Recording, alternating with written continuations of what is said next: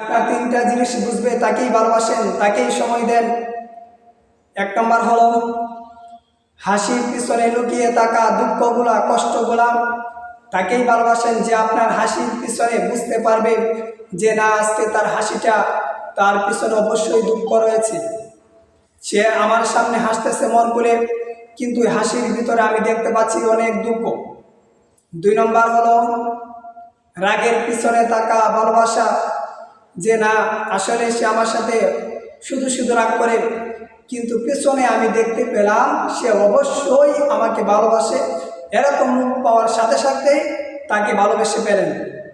3 নম্বর হলো চুপ থাকার পিছনে কারণ, যে সব সময় কথা বলতো, হঠাৎ করে কেন আজকে সে কথা বলে না, এই কারণ খোঁজার জন্য যে মেয়েটা থাকবে তাকেই আপনি ভালোবেসে